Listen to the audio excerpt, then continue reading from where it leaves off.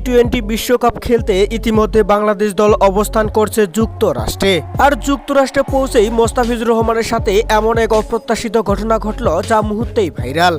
দর্শক, যেখানে বাংলাদেশ জিম্বাবুয়ের বিপক্ষে দুর্দান্ত এক সিরিজ জয়ের পর টি-20 বিশ্বকাপের উদ্দেশ্যে পাড়ি জমান যুক্তরাষ্ট্রে, আর যেখানে খুব ভালোভাবেই পৌঁছে যায় টিম টাইগাররা। আর এয়ারপোর্ট থেকে বাজে করে তাদের গন্তব্যস্থলে যান টিম টাইগাররা। আর গন্তব্যস্থলে পৌঁছে টিম টাইগার ক্রিকেটাররা একে একে বাস থেকে সবাই নামতে থাকে। আর তখনই ঘটে গেল একটি অপ্রত্যাশিত ঘটনা। এখানে দেখা যায় মোস্তাফিজ বাস থেকে নামার আগেই যুক্তরাষ্ট্রের এক তরুণী তাকে প্রপোজ করে বসে। তরুণী বলেন, এবার আইপিএলেই আপনাকে প্রথম দেখি। এবার আইপিএলে দুর্দান্ত বোলিং করে সবার মন জয় করেছেন। যুক্তরাষ্ট্রে আপনাকে স্বাগতম।